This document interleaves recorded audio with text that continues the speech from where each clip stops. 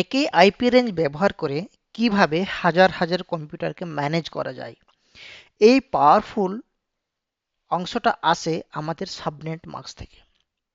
আজকে আমরা জানবো সাবনেট মাস্ক কি এবং কেন এর প্রয়োজন। সাবনেট মাস্ক কি? What is subnet mask? Subnet mask বলে দেই আইপি অ্যাড্রেসের কোন অংশটা নেটওয়ার্ক এবং কোন অংশটা হোস্ট। যেমন 192.168.1.10, এখানে সাবনেট মাস্ক হচ্ছে 255.255.255.0। তাহলে এখানে আমাদের যে নেটওয়ার্কের পার্ট সেটা হচ্ছে 192.168.1 এবং হোস্ট হচ্ছে আমাদের 10।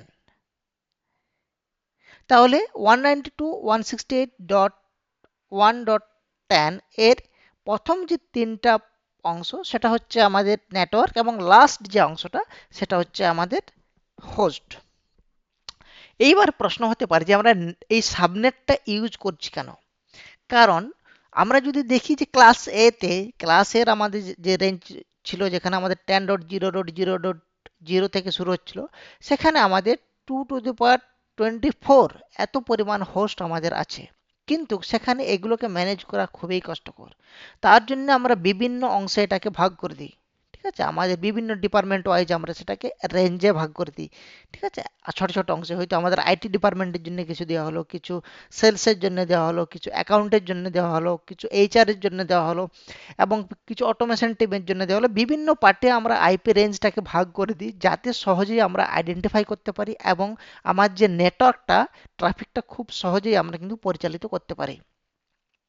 তাহলে এই সাবনেট মাস্ক কি করে একটা বড় নেটওয়ার্ককে ছোট ছোট নেটওয়ার্কে ভাগ করে দেয় এবং এই ছোট ছোট নেটওয়ার্কে ভাগ করার ফলে আমাদের কি হয়? বেটার পারফরম্যান্স হয়, সিকিউরিটি ইমপ্রুভ হয় এবং ইজি ম্যানেজমেন্ট হয়। ঠিক আছে, আমাদের যদি দেখা যায় যে আমাদের কোনো সেলসের কম্পিউটারে নেটওয়ার্ক চলছে না, তাহলে আমাদের সেই সেলসের যে ভিলেন সেখানে যদি আমরা যাই তাহলে সেই সাবনেটটা চেক করলে আমরা কিন্তু ইজিলি পেয়ে যাব যে এখানে প্রবলেম আছে, আইডেন্টিফাই করতে সুবিধা হয় আমাদের প্রবলেম।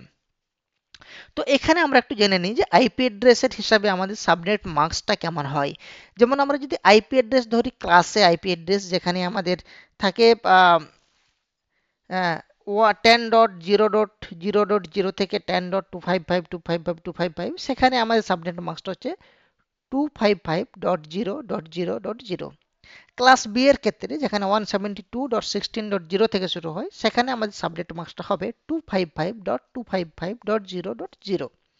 এবং ক্লাস সি যদি যেখানে দেখা যায় তাহলে সেখানে দেখা যাবে যেখানে 192.168.0.0 থেকে শুরু হয়, সেখানে আমাদের যে সাবনেট মাস্কটা হবে সেটা হবে 255.255.255.0।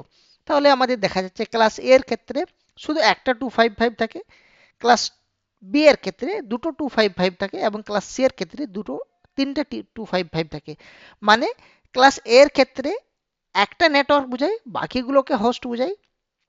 ক্লাস বি এর ক্ষেত্রে দুটো নেটওয়ার্ক বোঝায় এবং দুটো হোস্ট বোঝায় এবং ক্লাস সি এর ক্ষেত্রে তিনটা আমাদের নেটওয়ার্ক বোঝায় এবং একটা হোস্ট বোঝায়। ঠিক আছে, ঠিক আছে। তো এটা ইন্টারভিউতে খুব আসে এবং ভিডিওটি তাই তোমরা সেভ করে রাখবে। আর নেক্সট লেসন যাতে মিস না হয় তার জন্য অবশ্যই সাবস্ক্রাইব করে নেবে এবং সাবনেটের জন্য যদি তোমাদের কোনো কোশ্চেন থাকে অবশ্যই তোমরা কিন্তু কমেন্ট সেকশনে মেনশন করে দেবে। So thanks for watching this video.